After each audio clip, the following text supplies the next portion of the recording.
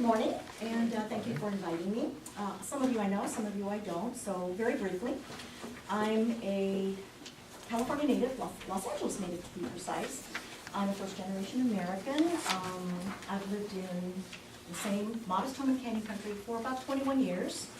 I've been actively involved most of those 21 years. The very first few months that I lived out here, I was actually commuting, but then changed to work out here so that I could become more involved in the community. I'm a nonpartisan voter, which is kind of unique, and since City Council is a nonpartisan office, that helps, I suppose.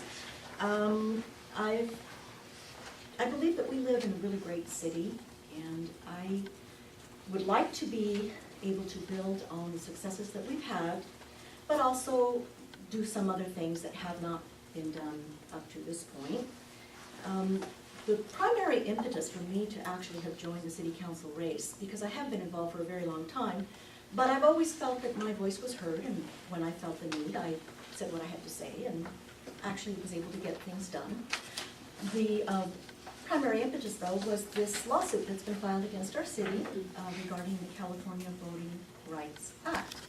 The lawsuit is basically based upon the premise that Hispanics have been disenfranchised because there are no current Hispanics on the City Council.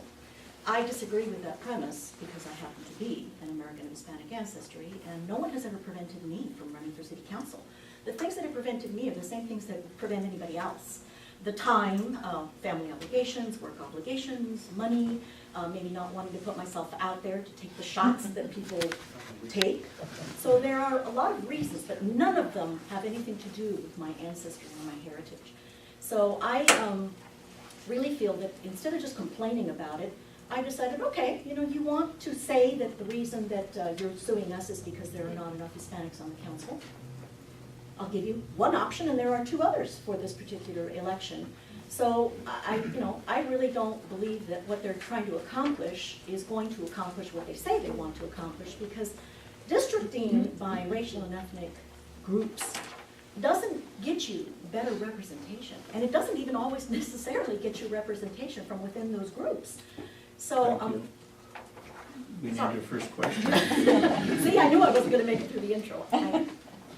Please enumerate what you have done for the community of Santa Clarita and real estate over the past 10 years, and why do you deserve to represent Santa Clarita Valley should you be elected? Take the last part first, and then I'll go on.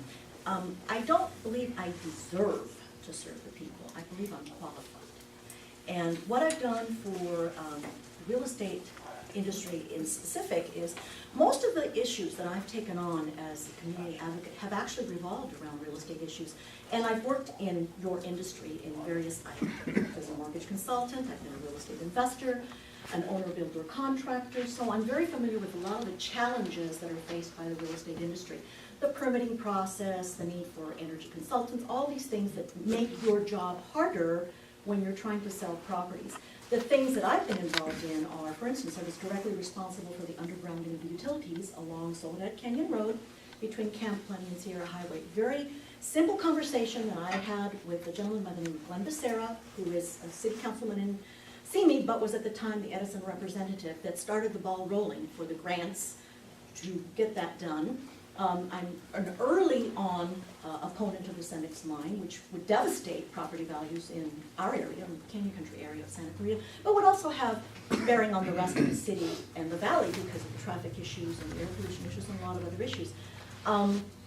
The chloride issue is another big issue that's going to be very important with our businesses and with the residents. It adds a lot of costs on there, and I've been a very vocal opponent of our having to spend any money to clean out water that came to us with already quite a bit of chloride in it.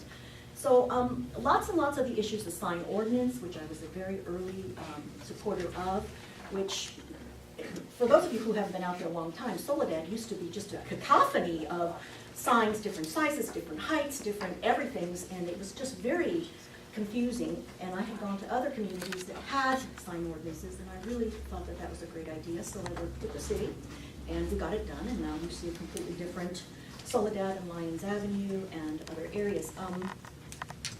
What other things? Well, I've been a very strong proponent of the Extreme Neighborhood Makeover Program. For those of you that are not familiar with it, it's a program that the city puts on where they go into a targeted area where they've received a lot of complaints regarding the property, how it's maintained or not maintained, illegal construction, things of that nature.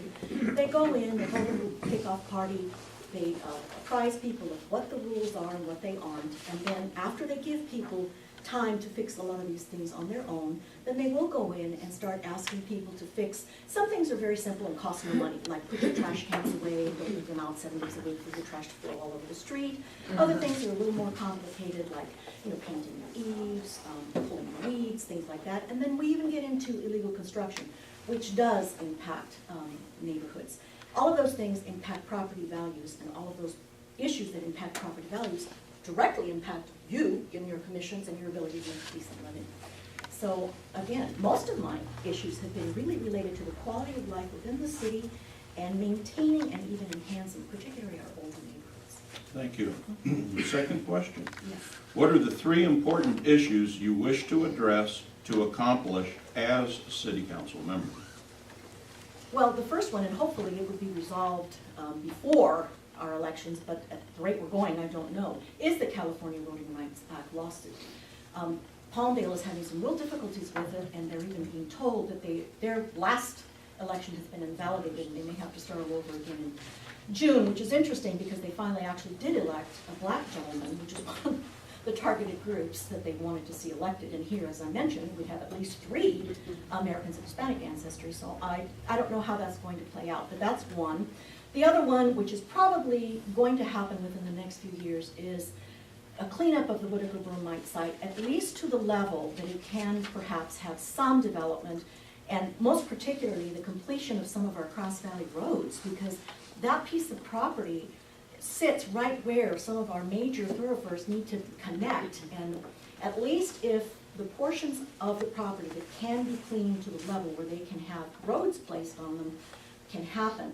The target date is 2016, and I really hope that happens, and I'd like to shepherd that along. And my third thing is, we do a great job with our youth, and we do a great job with a lot of other areas, but I think we've sort of left behind our senior population.